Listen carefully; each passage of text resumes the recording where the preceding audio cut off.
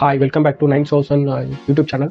இப்போ நம்ம பட் என்ன பார்க்க போகிறோன்னா, நான் வந்து கரெக்டாக முதல்ல வந்து இந்த ஸ்டாக் மார்க்கெட்டில் வந்து கரெக்டாக பட் இன்வெஸ்ட்மெண்ட் பண்ணும்போது முதல் ஸ்டாக் மார்க்கெட் இல்லைனா கரெக்டாக ஸ்டாக் மியூச்சுவல் ஃபண்ட் ETF இதெல்லாம் கரெக்டாக பட் இன்வெஸ்ட்மெண்ட் பண்ணும்போது நான் வந்து இதில் இன்வெஸ்ட்மெண்ட் பண்ணேன்னா எல்லாரும் பண்ணுற மாரி ஆப் மூலிமா தான் பண்ணேன். அதாவது க்ரோ, ஜீரோதா, ஏஞ்சல் வந்து அந்தமாரி நிறைய ஆப் இருக்குது.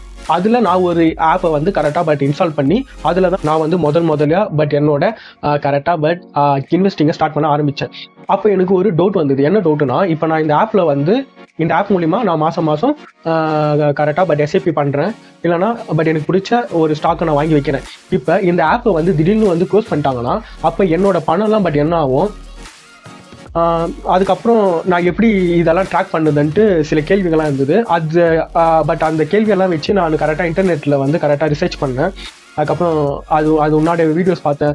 அது உண்டான இன்டர்நெட்லலாம் நான் வந்து படித்து பட் என்ன தெரிஞ்சுக்கிட்டனோ அதுதான் இன்றைக்கி உங்ககிட்ட நான் வந்து ஷேர் பண்ண போகிறேன். இப்போ நீங்கள் ஒரு மாதம் ஒரு பட் எஸ்ஐபி போடுறீங்க, இல்லை ஸ்டாக் போடுறீங்கன்னா ஆப் மூலிமா நீங்கள் போடுவீங்க.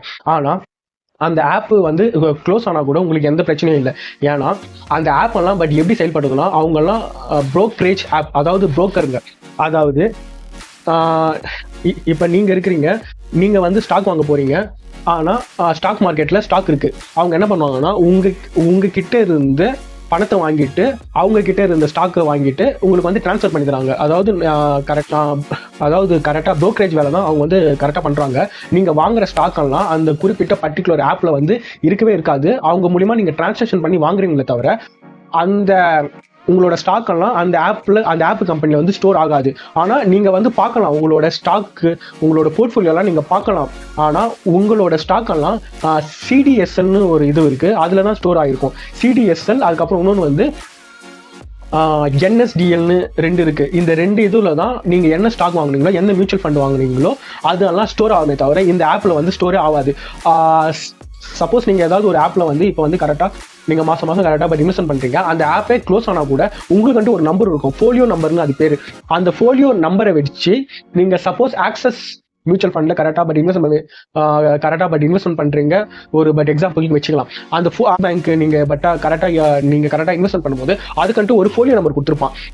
சப்போஸ் இந்த ஆப்பை வந்து நீங்கள் க்ளோஸ் பண்ணால் கூட நீங்கள் கூகுளில் போய் ஆக்சஸ் மியூச்சுவல் ஃபண்ட், அதாவது அசட் மேனேஜ்மெண்ட் கம்பெனி, இப்போ வந்து ஆக்சஸ் மியூச்சுவல் ஃபண்ட் வாங்குறீங்கன்னா அது எது வரும்னா அவங்க வந்து ஆக்சஸ் அசட் மேனேஜ்மெண்ட்னு ஒரு கம்பெனி கிட்ட இருந்தால் நீங்கள் வாங்குவீங்க.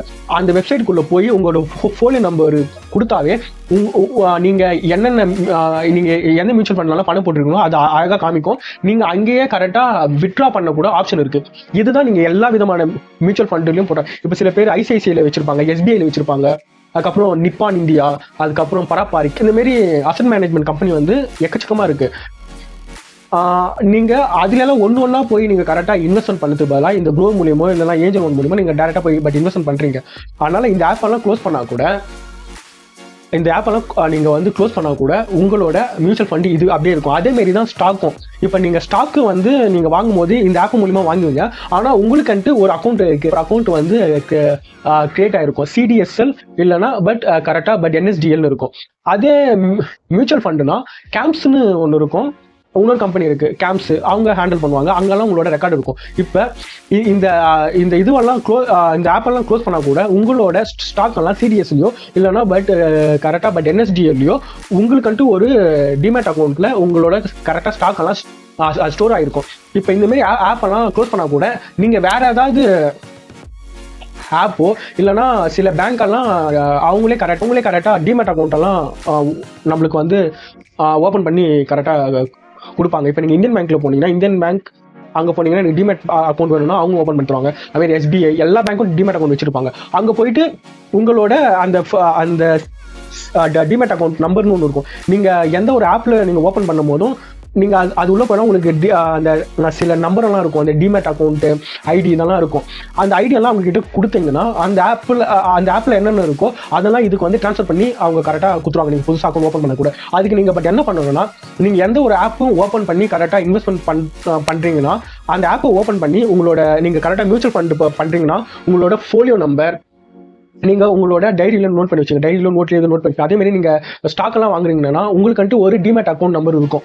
நீங்கள் எந்த ஆப்பில் நீங்கள் கரெக்டாக இன்வெஸ்ட் பண்ணுறீங்களோ அந்த ஆப்போட செட்டிங்கில் போய் அதில் இருக்கிற என்னென்ன நம்பர்ஸ் டீட்டெயிலாம் நீங்கள் ஒரு நோட்லேயோ இல்லைனா டைரியிலையோ நோட் பண்ணி வச்சுக்கிறது நல்லது. ஏன்னா ஃப்யூச்சரில் உங்களோட ஃபோன் காணாமல் போனால் கூட ஒன்றும் பிரச்சனை இல்லை. உங்களோட மெயில் ஐடி ஓடிபி போட்டு அந்த ஆப்பை நீங்கள் ஓப்பன் பண்ணிடலாம். சப்போஸ் ஃப்யூச்சரில் இந்த ஆப் எல்லாம் க்ளோஸ் பண்ணால் கூட உங்களுக்கு எந்த விதமான பிரச்சனையும் இருக்காது, இந்த டீட்டெயில் எல்லாம் உங்களுக்கு கரெக்டாக தெரிஞ்சா. இதுதான். பட் எனக்கு என்ன இந்த ஆப்பை பற்றியெல்லாம் கரெக்டாக இன்வெஸ்டிங் பற்றி, இந்த ஆப்லலாம் எப்படி இன்வெஸ்ட் பண்ணால் எவ்வளோ சேஃப் இருக்குது அதெல்லாம், பட் எனக்கு என்னென்ன தெரியுமோ அதெல்லாம் இந்த வீடியோவில் நான் உங்களுக்கு வந்து கரெக்டாக ஷேர் பண்ணியிருக்கிறேன். தேங்க்யூ ஃபார் வாட்சிங்.